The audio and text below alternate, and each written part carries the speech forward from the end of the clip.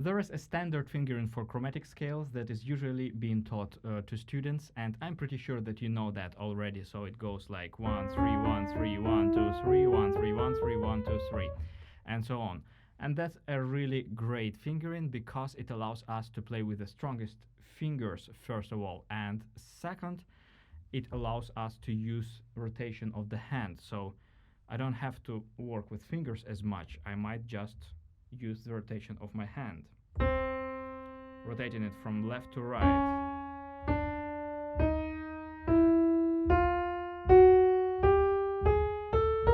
So as you see, I don't need to lift my fingers or to use any muscle effort in order to provide a very precise and clear sound. And I actually might play very loud if I want to with this fingering.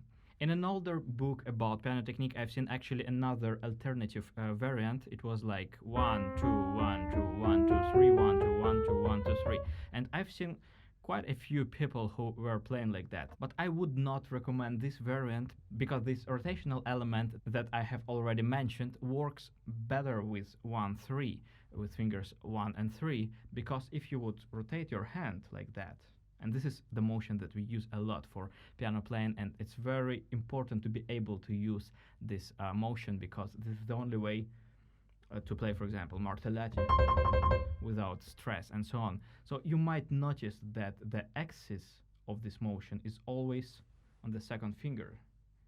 So second finger doesn't really rotate.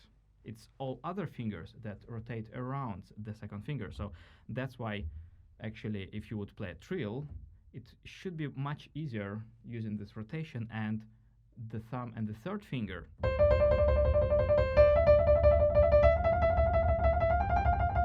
Than the first and the second fingers. So that's why playing chromatic scale with the first and the second finger actually feels not as efficient. But although this fingering allows us to provide an incredible precision and strength, it has also some limits of the speed, because we have to change position so often. So basically every 2 or 3 notes I have to start with my thumb over. And doesn't matter how efficient is my thumb and how great is my technique, but nevertheless I will feel some limits. Therefore there are some other fingerings when the speed and the lightness of your playing has a priority over strength and this grained quality. Once working on a flight of the bumblebee, I have invented one very nice fingering, alternative fingering for chromatic scales that involves all the 5 fingers, and I will speak about that in a minute. And I was actually very proud of myself, not for long of course, because when you invent something on piano, usually if you dig deep enough you might find out, and most probably you will find out sooner or later, that somebody sometime has already discovered all that. And that happened with this fingering as well, because in a while I've seen a video of another pianist that was proposing this same fingering. So of course I wasn't the first one, but it only proves that this fingering is actually really good. So I'm speaking here about this passage. So as you see, that passage should be really fluid actually, as the rest of the piece as well, and should be very light. And playing that with the standard fingering would not give you this, glissando effect. So a fingering that would be much more efficient for this particular task is starting from E and playing 3 fingers, then starting from G playing 4 fingers, and then starting from B playing 5 fingers. So as you see, the whole octave has only 3 hand positions. And what is absolutely incredible about this fingering is that you finish each position on the black key. So it's much easier to start a new position with the thumb. Even here after the 5th finger, it's actually not a problem. The only thing that you have to do here is to rotate your wrist slightly while approaching the 5th finger. A little bit. And release this finger. And then rotate the wrist back. This is a micro movement that you might exaggerate at first. So rotating the hand, releasing the fifth finger and starting from the thumb.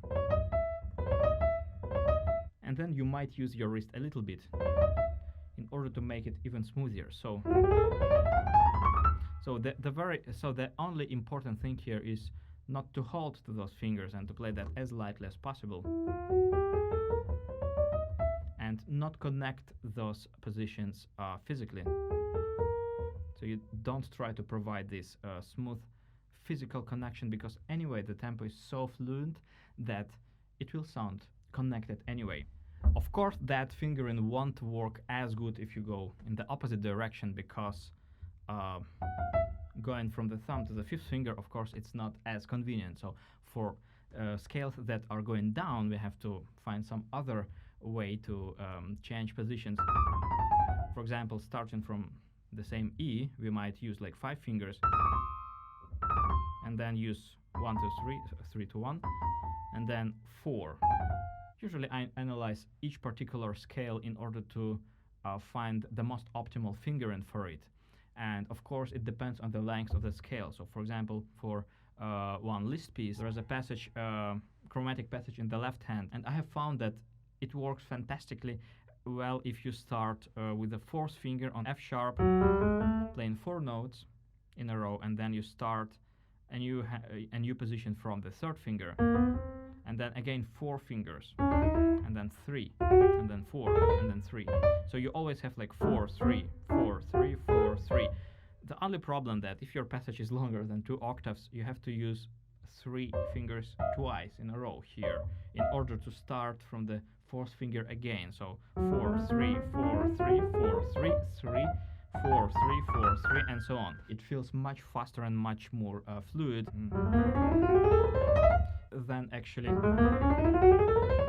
than a standard fingering that is significantly slower, although it might actually give a much more precise and grainy sound, as I have mentioned already. And sometimes you might want to actually combine fingering depending on the passage. So for example, in the Beethoven's Concerto No. 5, there's a famous passage that might seem like a lot of fun, but... And believe me, it's not fun. So here you have different rhythmical patterns. At first you have just 16ths, and then you have 3 again 4, and then you have 6 again 3, and then you have 3 again 4 again. So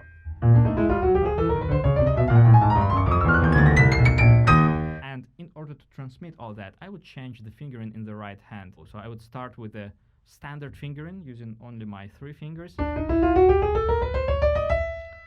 till that point, and when it comes actually to faster notes, I would switch to 5 fingers fingering,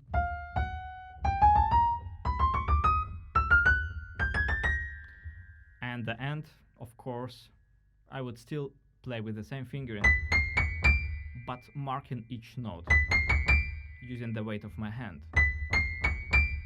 Usually you don't have that much extreme passages in the left hand that would need some alternative fingering strategies, but if you would need to play something really fast, of course you might use the same principle, the same fingering principle for the left hand as this one that I have explained for the right one. So in the right hand you would use like from E, 3, 4 and 5 fingers, and for the left hand we might actually find the same pattern starting just from C. So we play 1, 2, 3 from C, and then from A 1, 2, 3, 4, and then from F 1, 2, 3, 4, 5.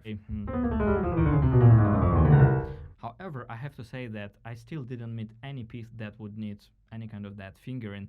And anyway, since I'm right-handed and my left hand is not as strong as my right hand, so I can say that this type of fingering is much more comfortable than a standard one.